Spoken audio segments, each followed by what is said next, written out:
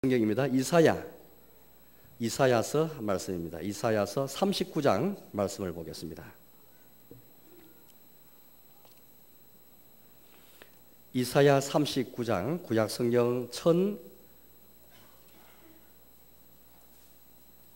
이사야서 39장 말씀이 되겠습니다. 이사야서 39장 1절부터입니다. 구약 성경 1013페이지 점에 있습니다. 제가 봉독하겠습니다. 그때에 발라단의 아들 바벨론 왕 모로닥 발라단이 히스기야가 병들었다가 나았다 함을 듣고 히스기야에게 글과 예물을 보낸지라. 히스기야가 사자들로 말미암아 기뻐하여 그들에게 보물창고 곧 은금과 향료와 보배로운 기름과 모든 무기고에 있는 것을 다 보여주었으니 히스기야가 궁중의 소유와 전 국내의 소유를 보이지 아니하는 것이 없는지라. 이에 선지자 이사야가 히스기야 왕에게 나와 묻되 그 사람들이 무슨 말을 하였으며 어디서 왕에게 왔나이까 하니 히스기야가 이르되 그들이 원망 곧 바벨론에서 내게 왔나이다 하니라. 이사야가 이르되 그들이 왕의 궁전에서 무엇을 보았나이까 하니 히스기야가 대답하되 그들이 내 궁전에 있는 것을 다 보았나이다. 내 창고에 있는 것으로 보이지 아니한 보물이 하나도 없나이다 하니라. 이사야가 히스기야에게 이르되 왕은 만군의 여호와의 말씀을 들으소서. 보라, 날이 이르리니 내 집에 있는 모든 소유와 내 조상들이 오늘까지 쌓아둔 것이 모두 바벨론으로 옮긴 바 되고 남을 것이 없으리라. 여호와의 말이니라. 또 내게 태어날 자손 중에서 몇이 사로잡혀 바벨론 왕궁의 환관이 되리라 하셨나이다 하니 히스기야가 이사야에게 이르되 당신이 이른 바 여호와의 말씀이 좋소이다 하고 또 이르되 내 생전에는 평안과 견고함이 있으리로다 하니라. 아멘. 가끔 우리가 우리 주변에서 인생이 뒤바뀌는 그런 분들을 볼 수가 있습니다. 혹 여러분 자신이 그 주인공일 수가 있겠죠. 역전된 인생입니다. 인생 역전. 그 말만 듣기만 해도 너무 감동적이고 굉장히 마음이 벅찹니다. 가끔 우리가 TV 다큐멘터리라든지 여러 그런 프로그램을 보면은 인생 역전되는 그런 감동적인 이야기를 들을 때가 많은데요. 그런 이야기 들으면 너무나 마음이 흐뭇하게 그지없습니다. 그러나 반면에 이게 좋게 끝나는 경우지만 역전이요. 그런데 역전이 만약에 좋지 않은 방향으로 끝날 때가 있습니다. 좋은 쪽으로 끝나면 인생 역전이 정말 감사하고 감동적인데 그러나 반대편으로 끝나게 될 때 너무 아쉽고 안타깝기가 참 그지없습니다. 오늘 히스기야 왕이 나오는데요. 유다의 왕입니다. 히스기야는 역전의 인물이었습니다. 일전에 제가 이사야 38장 말씀을 가지고 죽을 병에 걸렸다가 나은 인생 역전을 경험한 히스기야 왕에 대해서 설교했는데 저는 오늘 이제 그 다음 장인 이사야 39장의 말씀을 가지고 또다시 역전을 거듭한 이 왕에 대해서 여러분께 설교를 하려고 합니다. 히스기야 왕이 인생 역전을 경험한 사람이지 않습니까? 죽을 병에 걸렸다가 살아났잖아요. 정말 그는 죽는 줄 알았습니다. 그래서 그가 이제 시편 이사야 38장 말씀 보면은 그가 시를 통해서 이렇게 표현했습니다. 하나님이 조석간에 나를 끝내시리이다. 그렇게 고백했습니다. 마치 목자가 이제 양떼를 이제 가지고 이동할 때에 장막을 걷는 것처럼 내 인생의 장막도 그친다라고 고백했습니다. 우리가 천막을 거두고 텐트를 거둘 때에 마치 내 인생의 장막이 거두어진다고 생각하는 사람 아무도 없을 겁니다. 그러나 이 히스기야는 지금 이런 시를 통해서 자기 인생의 말로를 지금 그렇게 지금 표현하고 있습니다. 그야말로 히스기야는 자기 인생이 끝났다, 내 인생의 말로가 다가왔다, 그래 생각했습니다. 심지어 직공이 배틀에서 배를 꺼내어서 마름같이 내 인생도 마름같이 되었다라고 고백했습니다. 하나님이 조석간에, 조석이라는 것은 아침과 저녁인데 이제 임박한 시간이지 않습니까? 정말 임박한 그 시간 안에 내 인생 끝난다라고 그렇게 이제 생각했습니다. 혹시 여러분들 정말 참 죄송합니다만 혹시 여러분께서도 이런 생각하신 적인지 모르겠습니다. 이런 정에 있는 히스기야에게 어떤 일이 발생했습니까? 정말 예기치 않은 하나님의 구원이 그에게 임하게 되었습니다. 정말 하나님의 그를 건지시되 멸망의 구덩이에서 건지받았습니다. 히스기야가 이런 고백합니다. 하나님이 나의 고통을 당하신 것은 내게 평안을 주기 위해서였군요 라고 고백합니다. 그것도 여러분들 이제 병이 낫고 나서 하는 고백이니까 얼마나 그 마음을 한번 헤아려 보십시오. 하나님이 내게 고통을 당하신 것은 평안을 주시기 위함이었군요. 그래 고백했습니다. 하나님이여 주님이 내 죄를 당신의 등 뒤로 던지셨나이다. 그렇게 고백했습니다. 38장을 잠깐 볼까요? 바로 앞에 장이니까 한번 읽어보겠습니다. 38장 17절인데요. 이렇게 고백합니다. 38장 17절 보옵소서 내게 큰 고통을 당하신 것은 내게 평안을 주려 하심이라. 주께서 내 영혼을 사랑하사 멸망의 구덩이에서 건지셨고 내 모든 죄를 주의 등 뒤에 던지셨나이다. 이제 이후에 이제 이 시를 통해서 이사야가 히스기야 왕이 이렇게 이제 고백합니다. 이렇게 죽을 병에서 건져받았으니 얼마나 인생 역전이 이루어졌으니까 그 이만 어떻게 했습니까? 여러분 가운데 그런 역전의 인생을 한번 경험한 사람은 뭐 가만히 있겠습니까? 주여 내가 이제 평생 정신토록 내가 주님만 찬양하겠습니다. 주님의 전에 와서 주님께 노래하고 주께 감사하고 주님만 찬양하겠습니다. 그런 고백이 나오게 됩니다. 주여 사람이 죽으면 어떻게 주님께 감사할 수 있겠습니까? 소울이 저 음부가 죽음의 세계가 어떻게 감사할 수 있겠습니까? 산자 자신이 산자가 되었습니다. 내가 이제 산자가 되어서 산자만이 주를 찬송하지 않겠습니까? 라고 말하면서 그 결심을 고백하는데요. 18절 제가 읽어보겠습니다. 38장인데요 18절부터 20절까지입니다. 소홀히 주께 감사하지 못하며 사망의 주를 찬양하지 못하며 구덩이에 들어간 자가 주의 신실을 바라지 못하되 오직 산자 곧 산자는 오늘 내가 하는 것 같이 주께 감사하며 주의 신실을 아버지가 그의 자녀에게 알게 하리다. 여호와께서 나를 구원하시리니 우리가 종신토록 여호와의 전에서 수금으로 나의 노래를 노래하리로다. 너무너무 아름다우시지 않습니까? 소홀히 구덩이가 사망이 어떻게 주를 찬송하고 감사할 수 있겠습니까? 산자만이 오직 살아있는 사람만이 주께 감사할 수 있지 않겠습니까? 이제 내가 주님은 저 살아났으니 내가 종신토록 주님께 감사하겠습니다. 찬양하겠습니다. 고백이 나오게 됩니다. 주님의 신실을 아버지가 아들에게 뭘 말하듯이 그렇게 내가 주님의 신실만을 내가 전하며 살겠습니다. 고백이 나옵니다. 이쯤 하면 여러분들 히스기야가 인생의 정점에 서 있지 않을까 싶습니다. 이런 하나님의 확실한 구원을 경험했으니 최고의 순간이 아니겠습니까? 이보다 더 좋은 순간이 있겠습니까? 가장 아름다운 순간, 가장 복된 순간이 아니겠습니까? 인생의 최고 정점에 서 있다 해도 과언이 아닙니다.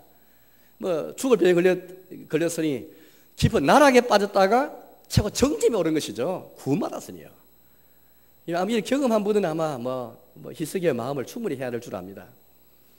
그래 여러분 이제 한 장을 넘겨서 39장 오늘 말씀을 보면은 과연 히스기야가 과연 과거 히스기야 맞나 싶을 정도로 전혀 다른 히스기야 모습을 우리가 볼 수 있습니다.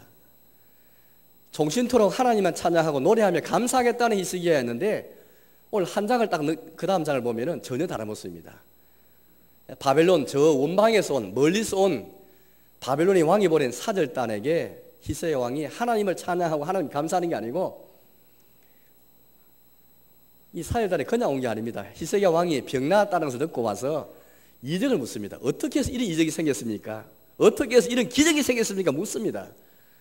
그러면 히스기야 왕이 어떻게 해야 되겠습니까? 사절단이 안 물은 것도 아니고 그걸 그렇게 알고도 했고 물었고 히스기야 왕 당연히 거기에 대해서 주를 노래하고 주님이 하신 일을 다 말해야 되는데 그렇지 않고 어떻게 합니까? 바벨론 왕이 자기를 돌아보고 자기처럼 바벨론에 대해서 유다는 아무것도 아닌 나라입니다. 아무것도 아닌 존재입니다. 그 당시 여러분들 그 국제 정세를 보시면은 아수르가 가장 강대국이었고요. 이제 신흥 강대국이 부상했는데 그게 바로 바벨론이었습니다. 바벨론은 쉽게 말해 아수르도 견제하고 아무것도 아닌 존재 유다이지만은 유다와 동맹하기 원했죠. 그래야 아수르도 견제하고 장차 유다를 잡아야 동맹해야 그 다음 나라인 애굽에 갈 수 있기 때문입니다. 이집트를 겨냥해서 이런 복잡한 전략 가지고 히스기야 왕을 그렇게 찾아왔는데 겉으로 볼 때는 히스기야 왕에 찾아와서 이적을 묻고 병 났다는 말을 듣고 그렇게 이제 왕이 보낸 사절들이기 때문에 왕이 쓴 친필을 전달하고 예물을 전했습니다. 그런데 히스기야 왕은 마음이 우쭐해졌습니다. 야, 저래 강대국이 왕이 나를 알아본다. 나 같은 그런 사람도 알아본다 생각하고 마음이 우쭐해졌습니다. 바로 그 순간에 히스기야 왕이 하나님을 다 잊어버린 것이죠. 자기 같은 사람을 왕이 알아본다 생각하니까 뭔가 착각에 빠져가지고 자기가 대단한 존재라고 생각하고 금방 착각에 빠져서 마침내 자기를 과시하면서 하나님을 과시하는 게 아니고 하나님을 고백하고 주를 찬양하는 히스기야 왕의 모습이 39장이 아니고 자기를 과시하는 왕의 모습이 다 나오게 됩니다. 이것 때문에 히스기야 왕은 심판을 받습니다. 벌을 받게 됩니다. 물론 히스기야 왕의 말로는 나중에 좋아진다만 그러나 그 중간에 하나님 심판을 그렇게 면치 못합니다. 우리 궁금하지 않습니까? 어떻게 인생 역전을 경험한 사람이 또 역전을 거듭해서 재역전해서 실패할 수 있을까? 시점이 중요한데요. 히스기야 왕이 추락하게 된 깊은 저 절벽으로 추락한 시점이 중요한데 그 시점이 시간이 많이 지난 순간이 아니었습니다. 은혜를 받고 구원받은 순간으로부터 시간이 많이 지난 순간 같으면 좀 이해가 될 법한데 그게 아니었습니다. 39장 1절의 말씀을 제가 읽어보겠습니다. 39장 1절인데요. 그때에 발라단의 아들 바빌론 왕 모로닥 발라단이 히스기야가 병들었다가 나았다 함을 듣고 히스기야에게 글과 예물을 보낸지라. 그때에라고 말합니다. 그때 언제입니까? 38장의 상황을 이해받는 그런 중요한 그런 표현 문구입니다. 그때에 히스기야 왕이 인생의 최고 정점에 섰을 때에 정신으로 주님만 찬양하겠습니다. 여호와의 전에서 수금으로 주를 노래하겠습니다. 결심한 주님의 신실만을 전하는 자가 되겠습니다. 라고 말한 내가 살았으니 산자로서 내가 주님께만 노래하겠습니다. 라고 말한 그 시점에 인생 깊은 나락으로 떨어지게 됩니다. 인생의 경험을 이제 우리 경륜이 있으신 분들은 이제 아실 것입니다. 인생의 높이와 인생의 깊이라는 것은요, 참 멀리 떨어지지 않습니다. 우리 생각할 때, 자, 인생 높이, 정점에 서 있는 사람이 어떻게 저렇게 최고의 정점의 사람이 어떻게 저렇게 나락으로 떨어질까? 타락할 수 있을까? 라고 생각할지 모르겠습니다. 여러분, 그건 종이 한 장 차이밖에 되지 않습니다. 오늘 히스기야 왕의 이야기는요, 우리 모두의 이야기입니다. 히스기야 왕의 인생 역전은요, 우리 역시 역전을 할 수 있고, 우리 역시 가만히 생각해보세요. 꼭 병 나았다가 죽을 병을 했다가 나 분도 계시겠지만 그러나 꼭 그것뿐 아니라 예수님 안에서 우리가 과거에는 예수님 만나기 전에는 지옥에 가야 마땅하고 주님의 진노를 받아야 마땅한 자였습니다. 심판받아야 마땅한 자인데 주님의 의를 따라서는 그런 자가 이 마땅한데 예수님의 을 통해서 구원받고 생명을 받고 영원한 소망을 가진 자 되었습니다. 이만큼 역전이 된 인생이 어디 있습니까? 이게 이 인생 역전을 경험한 사람인데 또다시 우리가 이렇게 인생을 믿음이 잘 그렇게 장성하다가 교회생활 잘하다가 신앙생활 잘하다가 어느 순간에 갑자기 추락하게 된다면 이게 제 역전을 본다면 여러분들 그 남의 이야기 아닙니다.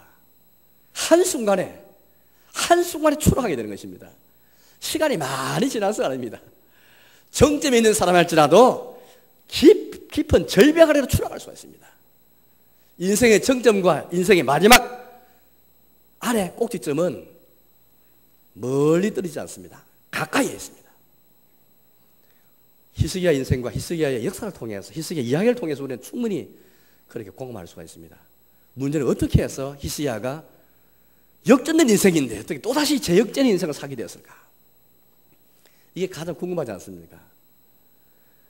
오늘 저는 오늘 말씀 통해서 히스기야가 어떻게 해서 실패자가 되었을까? 물론 최고 마지막 말로는 히스기야가 좋아집니다만 어떻게 해서 절벽으로 추락이 되었을까?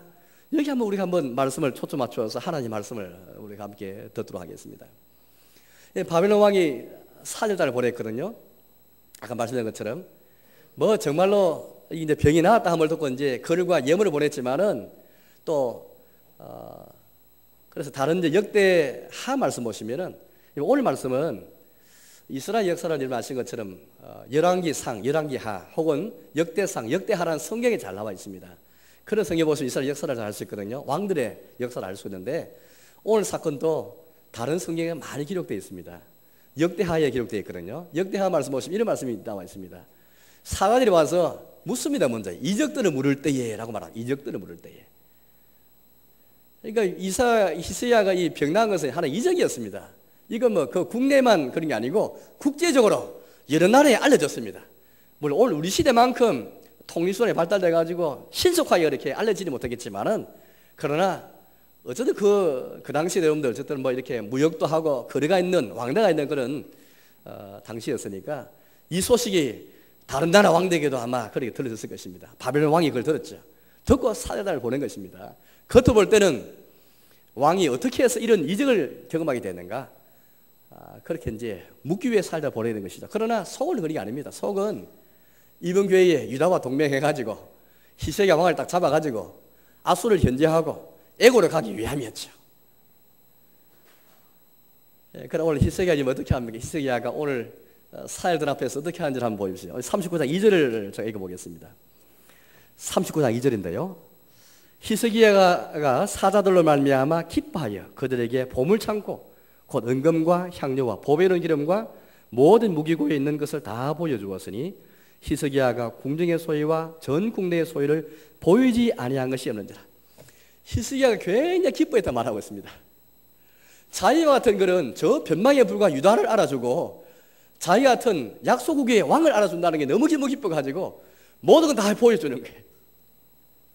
안 보여준 게 없다고 말할 만큼 다 보여주고 있습니다.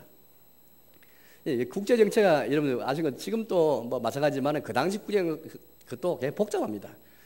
지정학적 위치가 중요한데 우리나라도 한반도도 지정학적 위치 때문에 미국으로부터 또 우리가 저 북방으로부터 너 견제도 받기도 하고 우리 그 사이에 틈에 있어서 항상 그렇게 이제 우리 입장에 중요한 위치가 중요하지 않습니까?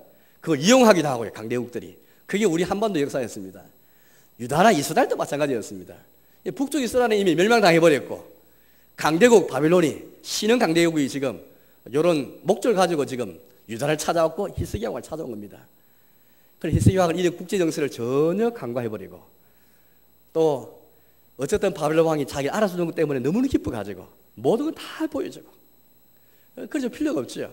또 분명히 왕의 살들이 묻는 게 있습니다. 이적에 대해서 묻고 병 나았다는 것에 대해서 묻고 있는데 이 얼마나 절호 기회지 않습니까? 이런 절호 기회가 됐습니까? 예루살렘 성 바깥에 대해서도 출입을 전할 기회인데 과거에 히스기야가 이런 왕이 아니었습니다. 아수르의 사네립이 쳐들어왔을 때 히스기야가 이런 기도를 한 적이 있습니다. 37장에 나왔는데요. 앞에 봐라 근처에 있으니까 한번 찾아보겠습니다. 37장 20절 말씀인데 이런 기도를 히스기야가 드린 적이 있습니다. 37장 20절입니다. 같이 한번 읽어보겠습니다. 우리 하나님 여호와여 이제 우리를 그의 손에서 구원하사 천하만국이 주만이 여호와이신 줄을 알게 하옵소서 하니라. 히스기야 왕은 이런 마음이 가졌습니다. 천하만국이 모든 나라가 모든 열방이 강대국이든 약한 나라든 상관없이 모든 나라가 천하만국이 오직 주만이 여호와이신 줄을 알게 하옵소서. 이게 히스기야의 마음이었 소원이었습니다. 이런 기도를 드린 히스기야 왕인데 오늘 어떻게 합니까? 이 순간만은 그리 있지 않습니다. 바벨론의 사열단이 물었고 얼마나 조력이지 않습니까? 주님을 전하고 병들었다 나았다 함을 듣고 걸고 예물까지 보낸 사열단을 보냈는데 이런 기회에 주님을 알리고 주님을 전하고 주님 하신 일을 말할 수 있는 저런 기회에도 불구하고 이 기회를 지금 놓치고 있는 것입니다. 예루살렘뿐 아니라 예루살렘 바깥에 대해서도 천하 만국에 대해서도 강대국에 대해서도 국제정치 무대에서도 주님을 전할 수 있는 좋은 기회에도 불구하고 이걸 놓치고 있는 겁니다. 국제정치의 복잡한 전략 속에서 히스기야가 그냥 말려 들어가게 된 것이에요. 아마 소심했는지 모르겠습니다. 자기 힘 때문에 왕이 자기 알아주니까 모든 거 다 잊어버리고 그냥 다른 사람이 나를 인정해 준다 해가지고 너무 그게 기뻐가지고 여러분들 하나님 잊어버리면 되지 않습니다. 오늘 히스기야가 지금 그러고 있습니다. 나 같은 자도 알아준다라고 생각하고 하나님이 나를 인정해 주시고 하나님이 은혜 주시는데 이걸 잊어버리고 사람을 그렇게 사람 앞에서 자기를 과시하는 겁니다. 봐라 나도 여러분들 무시할 수 없는 바벨론과 동맹을 맺을 만한 그런 왕이다 라는 것을 보여주기 위해서 무기고에 있는 것들 뭐 국내에 있는 것들 모든 걸 다 보여주는 겁니다. 너희 여러분들이 나를 무시할 수 없습니다. 유다 나라가 작은 나라일지라도 무시할 수 없다는 것을 지금 자랑하는지 과시하는지 모든 걸 다 보여주는 것입니다. 여러분 어떻습니까? 여러분들이 사회생활에서는 어떻습니까? 여러분들 또 만약에 하나님에서 우리가 종신토록 은혜를 받아가지고 구원을 받아서 주님의 은총을 받아가지고 히스기야 왕처럼 하나님 나도 평생토록 주님을 섬기겠습니다. 하나님 예비하겠습니다. 주께 노래하겠습니다. 감사해서 그런 고백을 한 다음에 혹 히스기야 왕처럼 그런 기회가 주어졌을 때에 주님의 신실에 대해서 하나님께 감사하고 주를 노래할 수 있는 그런 기회가 주었을 때에 사회생활에서 아무리 복잡한 사회적인 생활을 할지라도 복잡한 국제정치의 무대처럼 복잡한 무대에 내가 서 있다 할지라도 혹시 그들이 나에게 물을 때에 주님을 전할 수 있겠습니까? 하나님은 우리의 진정성을 보기 원하셔요. 하나님께서 우리의 결심, 우리 헌신했는데 정신토록 주께 헌신하겠습니다 고백했는데 이 진정성을 이렇게 주님은 알기 원하셔요. 왜냐 오늘 이 이사야 39장은 나오지 않지만은 역대하 32장 말씀 보시면은 하나님께서 왜 바벨론의 사일단에게 이 보이시 사건에 대해서 오늘 하나님께서 이제 그 의도를 쭉 말씀하시는데요. 이 하나님께서 왜 이 사건을 둘러싸고 허용하신지를 쭉 그렇게 주님이 말씀하고 있습니다. 왜냐하면은 어쨌든 오늘 히스기야 왕이 사일단에 다 보였잖아요. 하나님이 그걸 기뻐하실 리 없습니다. 그래서 당장 선지자 이사야를 보냈습니다.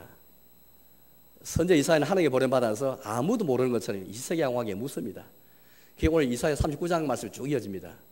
이사야는 하나님께 보냄받아가지고 히스기야 왕이 묻죠. 물을 때는 히스기야 왕이 이제 제 말로 자기 말로 자인하고 고백하기를 그렇게 바랐더랬습니다.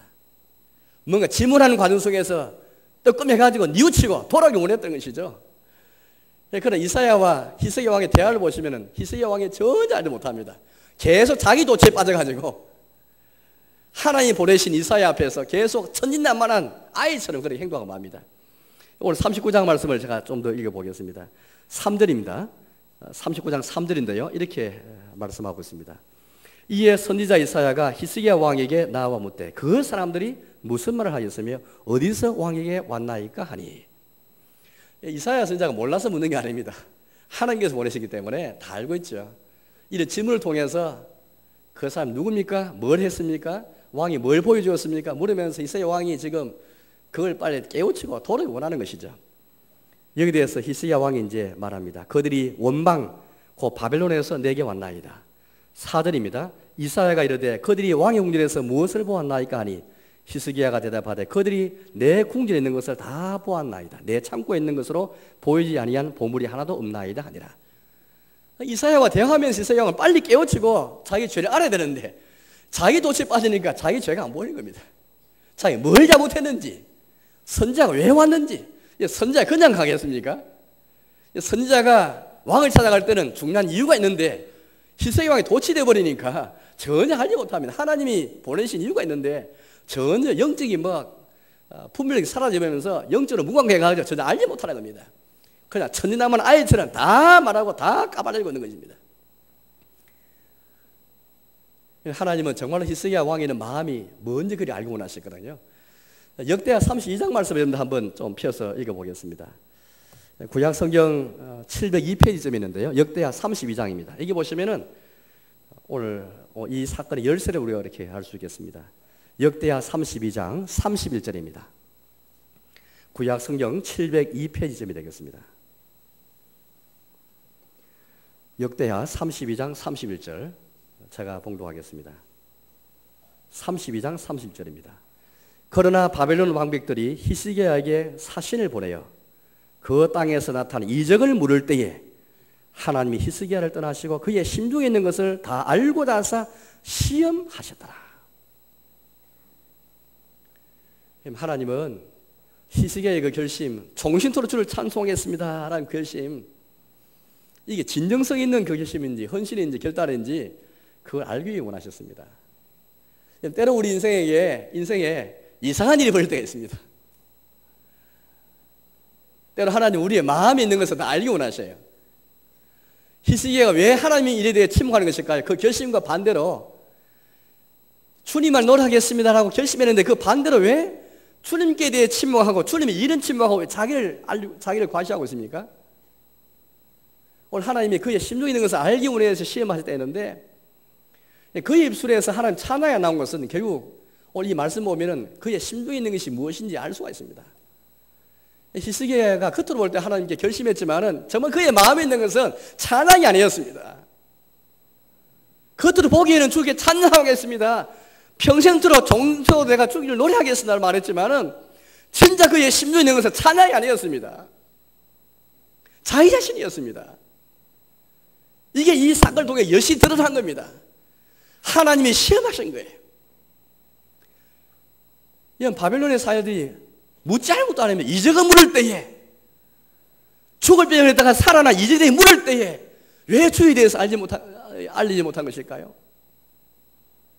그냥 왕이 자기를 알아준 것 때문에 너무너무 기뻐가지고 그게 도취돼가지고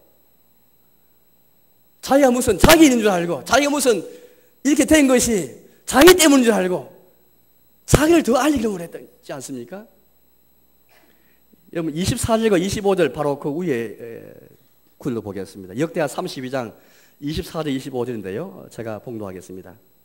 24절 25절입니다.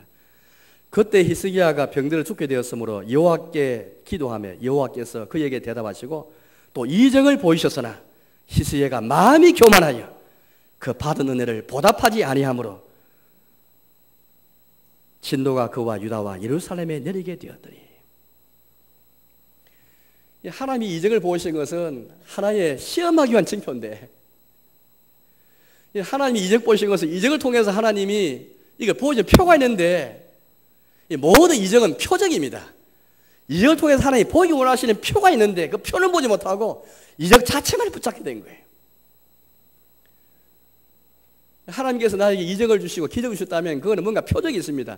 표와 뭔가 나타나는 표가 있는데 그게 하나님의 사랑이고 주님의 신실하심이고 주님의 은총인데, 이거 바라보면서 더 주께 감사해야 되는데 오늘 성경은 우리에게 너무 잘 말씀하고 있습니다. 하나님의 은혜에 보답하지 아니하므로. 히스기야 왕이 죽을 병을 걸었다가 나은 것, 이게 하나님의 은혜인데 은혜에 보답한 삶이 뭐겠습니까? 자기 한 말대로 자기 말 지켜나가는 겁니다. 정신토록 수금을 가지고 여호와전에서 노래하는 겁니다. 자기가 했던 결심, 서원을 잘 지켜나가는 겁니다. 그게 은혜에 보답하는 겁니다. 자기의 소원만, 자기의 결심만 다 지켜나가면 되는 겁니다. 그러나 오늘 성경 우리에게 그의 마음이 교만하여 그의 받은 은혜에 보답하지 아니하므로 그렇게 말하고 있습니다. 오늘 아침에 새벽기도 시간에 우리가 시편 78편 말씀 보았지 않습니까? 왜 이스라엘 백성들이 하나님께 반역하고 반항하고 피역하고 주님을 슬퍼시게 하고 주를 진노했냐면은 그 이유는 간단했습니다. 하나님이 베푸신 구원의 나를 잊어버리고 권능의 손을 잊어버리기 때문이었습니다. 기억하지 않았기 때문입니다. 오늘 조회원들이 이 주일 공예배 때마다 모여서 예배드리는 것은 다른 게 아닙니다. 하나님의 권능의 손을 기억하기 위함입니다. 안 그러면 우리가 세상 살다가 다 잊어버리거든요.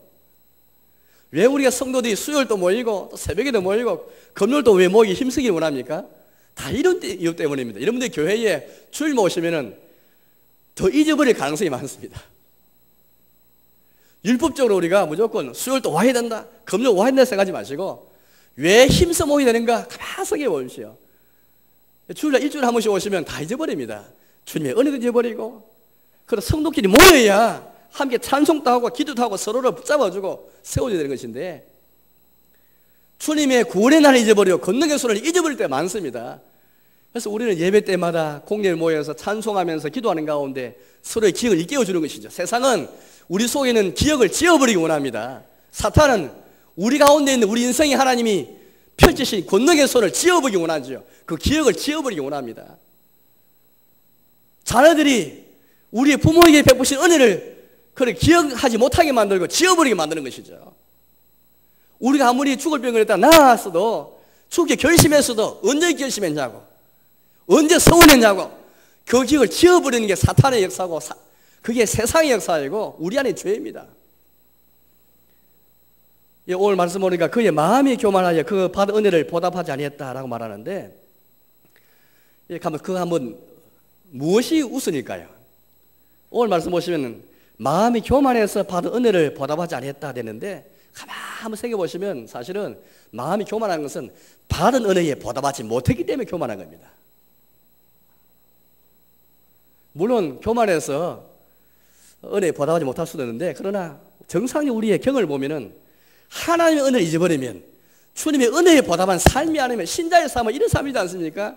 예수님 때문에 역전 인생을 경험한 사람이 이제 신자로 살아가는 사람은 주님을 고백하면서 주께 감사하며 살아가는 은혜에 보답하는 삶이 신자의 삶인데, 주님께 은혜에 보답하는 마음이 사라져버리면 우리 마음에 교만이 찾아옵니다. 그러면요, 찬송이 없습니다. 우리에게 왜 찬송이 사라지지 않으세요? 우리에게서 왜 신앙 고백이, 주님이 우리에게 어떤 기회를 주었을 때 왜 신앙 고백할 수 있는 그런 기회가 주었을 때 왜 고백하지 못합니까? 왜 우리에게 신앙 고백이 사라지고, 왜 찬송이 사라지고, 왜 기도가 사라지지 않습니까? 왜 감사가 실종되지 않습니까? 은혜에 보답하는 마음이 사라지면 교만이 찾아오고, 그 교만이 있는 곳에 하나님이 떠나시고, 그러면 고백할 수가 없습니다. 지금 이사야가 지금 이런 경우에 빠지게 된 것입니다. 신자의 삶은 우리 주님께 대해서 감사하고 받은 은혜에 보답하는 것이고, 또 주님을 고백하는 그런 삶인 것입니다. 하나님께서 우리 기회를 주셨을 때에 그 기회 속에서 주를 고백하는, 그게 바로 신자의 삶인 것입니다. 이제 말씀에 돌아가겠습니다. 사랑하는 교회 여러분, 인생 역전은 참 역전의 그런 이야기 들으면 너무 감동적이고 너무 좋습니다. 그러나 결과 좋지 않을 때는 정말 우리 마음이 안타깝기 그지 없습니다. 오늘 히스기야 왕의 모습이 바로 그런 모습들입니다. 인생의 높이와 깊이는, 이 인터벌은, 이 간격은 아주 가깝습니다. 그래서 우리 주님께서 우리에게 주신 말씀 가운데 이런 말씀이 있습니다. 선들로 생각한 자는 넘어질까 조심하라. 정말 히스기야는 정말 선으로 생각했거든요. 넘어질까 조심해야 되는데 바로 그 순간에, 그때에 넘어지게 되었습니다. 히스기야 왕의 이야기는 다른 사람 이야기 아닙니다. 우리 모두 해당되는 그런 스토리입니다. 모든 사람에게 바로 나에게 해당되는 스토리입니다. 좋은 인생 역전도 예수님 안에서 가능하고, 좋지 못하게 끝난 인생의 재역전도 얼마든지 우리 속에는 타락과 부패성이 있기 때문에 얼마든지 가능한 이야기입니다. 그게 다른 사람 이야기 생각해서는 안 됩니다. 히스기야 왕의 모습은 다 우리 모습일 수 있는 것입니다. 따라서 우리는 늘 깨어있는 가운데 겸손한 모습을 쓰는 것이 합당치 않을까요? 결국 오늘 심판이 이제 이루어지게 되는데요. 아까 우리 성경 말씀 보니까 하나님께서 말씀하신 이스라엘을 통해서 이제 심판하십니다. 바벨론에게. 그렇게 히스기야 왕이 과시했던 바벨론 나라를 통해서 이 나라의 멸망을 당하게 되고, 너희 중 몇이 바벨론 왕의 환관으로 붙잡혀가게 될 것이다. 심판하십니다. 물론 나중에 히스기야 왕이 회복되어집니다. 그렇지만 그 중간에 히스기야 왕이 실패를 경험하게 되는 것입니다. 아무쪼록 우리 신자의 삶이, 우리의 신앙을 고백하기 전에 감사 삶이 사라지면 신앙 고백도 사라지고 찬송도 사라지게 되어 있는 것입니다. 하나님은 우리의 심중에 있는 것이 무엇인지 알기 원하십니다. 이상한 일이 생길 때마다 우리 마음이 흔들리지 말고 우리가 예수 그리스도의 이름으로 감사하는, 그래서 이 공예배 시간에 감사가 넘치는 예배가 되겠습니다. 찬송 부를 때도 감사로, 기도할 때도 감사로, 주의 은혜에 보답하는 마음을 가지고 예배드리고, 또 그런 삶을 공예배 위에 살아가야 되겠습니다. 그런 삶을 살아가시는 저와 여러분 되시기를 주님의 이름으로 축원합니다.